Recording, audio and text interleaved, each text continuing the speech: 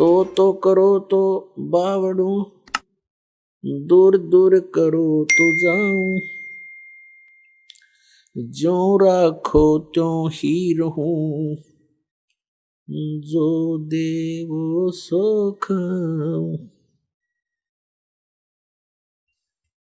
परम पिता परमात्मा पूर्ण ब्रह्म, सारी सृष्टि के रचनहार, सर्व प्राणियों के दाता,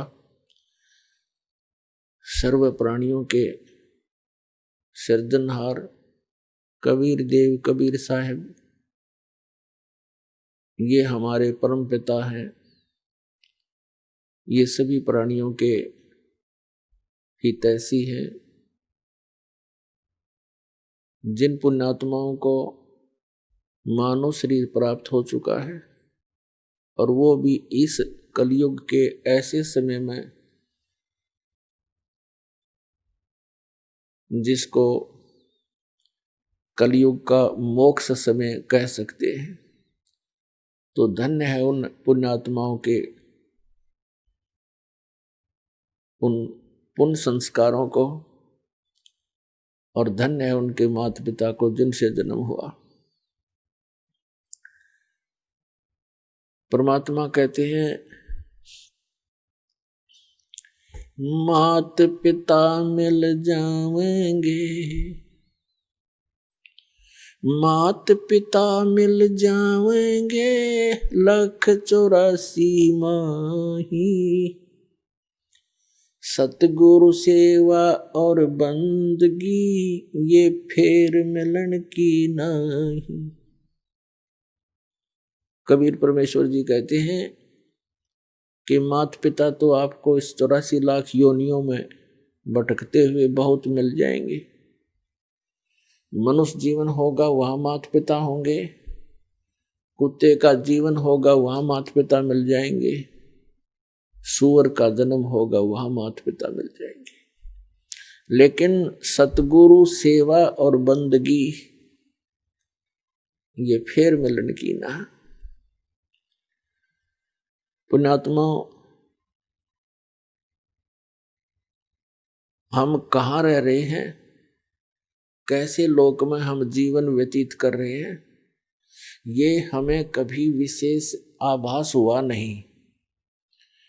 हम क्यों मर रहे हैं, क्यों हम रोगी कोढ़ी हो रहे हैं, क्यों हम सारा दिन भटक रहे हैं कोई ना कोई टेंशन लिए हुए। अब हमने ये सोचा ही नहीं, इतने कष्ट के अंदर भी हम फिर जीवन की इच्छा ही किए रहते हैं, क्योंकि हमारे ऊपर एक प्रेशर है इस त्रिगुणमयी माया का।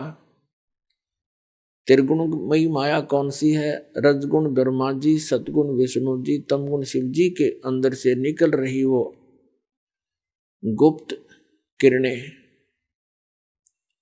वो तरंगे उनके गुणों की, वो हमें प्रभावित कर रही है। कैसे कर रही है? जैसे वो भगवान अपनी राजधानियों में, अपने लोकों में रहते हैं, उनसे निकल रही ये तरंगे हमें यहां प्रभावित कर रही है। जैसे एक रसोई के अंदर मिर्चों का छौंक लगता है, वह मूल वस्तु साकार रसोई के अंदर है, उससे निकल रही वो तरंगे दूसरे कक्षों में बैठे हुए व्यक्तियों को भी प्रभावित कर रही है। छींकें आ रही हैं, उन छींकों को रोकना उस व्यक्ति के वश की बात नहीं। और उन छींकों का कारण कौन है?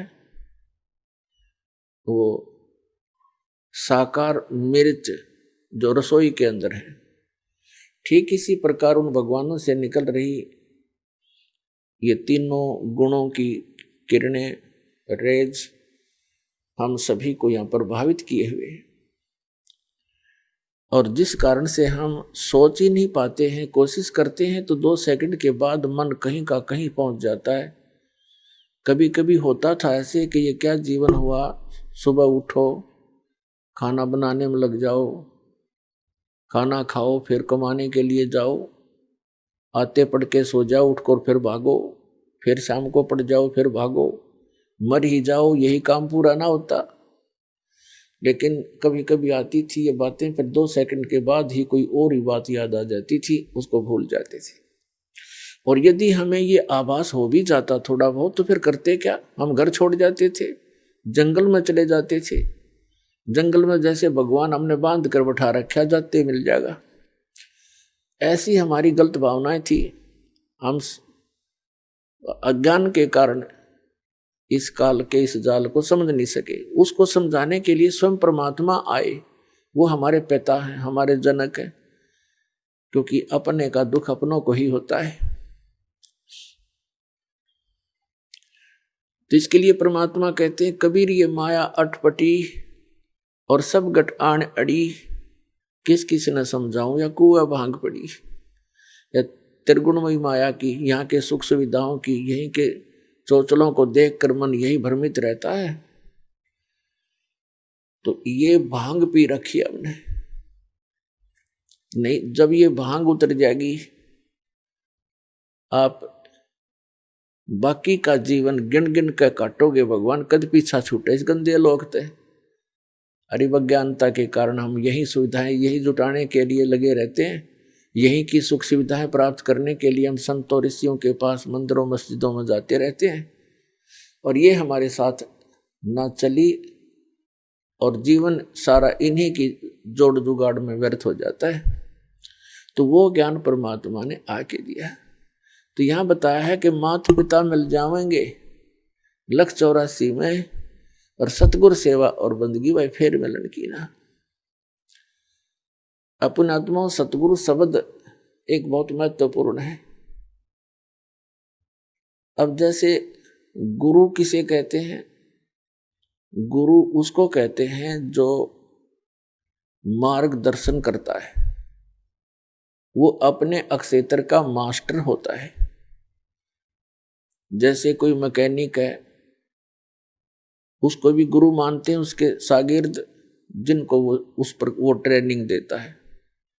ऐसे ही अक्षर ज्ञान देने वाले भी टीचर, वो भी गुरु कहलाते हैं, वो अपने विषय के मास्टर होते हैं। बहुत अच्छी बात है, उनको गुरु कहा जा सकता है। लेकिन अध्यात्म मार्ग के अंदर दास ने देखा है कि गुरु पद पाकर भी वो बिल्कुल नालायक आदमी है, उनको कख नहीं पता अपने सब्जेक्ट का। अब जो आध्यात्मिक टीचर हैं, गुरु हैं, तो उनको अपने सिलेबस का ज्ञान होना चाहिए। तो वो टीचर हैं, नकाए के टीचर हो तो बकवादी इंसान है। जिस अध्यापक को अपने सिलेबस का ज्ञान नहीं, अपने सब्जेक्ट से परिचित नहीं, उसके बाहर का ज्ञान विद्यार्थियों को सुना रहा है, तो विद्यार्थियों का शत्रु है वो व्यक्ति। वो गुरु नहीं है, भले ही उसको गुरु कहते हैं, टीचर कहते हैं, वो तो गलत ज्ञान टीच कर रहा है। तो यहां सतगुरु शब्द की इसलिए आवश्यकता पड़ी कि ये गुरु पद पर विराजमान व्यक्ति ये गुरु नहीं है, ये झूठे हैं, इसलिए सतगुरु की आवश्यकता पड़ी।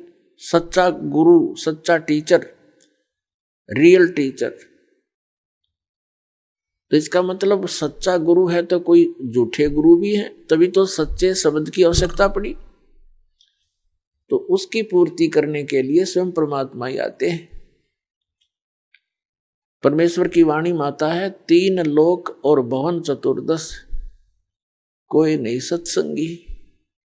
सत्संगी का अर्थ होता है जो पूर्ण रूप से सत्य को आधार मानकर अपनी सर्व आध्यात्मिक क्रियाओं को करता है, वो सत्संगी कहलाता है। और वो सत्संग कहाँ से सुनने को मिलता है? सतगुरु से मिलता है। तो जो भोली आत्माएं नकली गुरुओं के पास साधना कर रही है, उनके शिष्य बन गए हैं, वो सोच तो ये रहे हैं कि हमें सतगुरु मिल गए, लेकिन ये उनकी भूल है, क्योंकि उनको ज्ञान नहीं।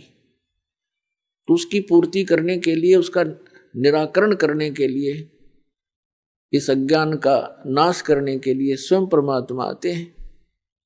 और जिस लोक में हम रह रहे हैं, ये काल का लोक है। इस लोक का काल है राजा, और ये माया जाल पसारा हो। चल अंसा सतलोक हमारे, छोड़ो यो संसारा हो। आप सुन रहे थे जगत गुरु तत्वदर्शी संत रामपाल जी महाराज जी के मंगल प्रवचन। अधिक जानकारी के लिए विजिट कीजिए हमारी वेबसाइट www.jagatgururampalji.org। संत रामपाल जी महाराज जी के शुभ आशीर्वाद से पूरे विश्व भर में 500 से भी ज्यादा नाम दीक्षा केंद्र हैं, जिन पर संत रामपाल जी महाराज जी द्वारा ऑनलाइन निशुल्क नाम दीक्षा दी जा रही है। अपने नजदीकी नाम दीक्षा केंद्र का पता करने के लिए संपर्क करें 8222880541।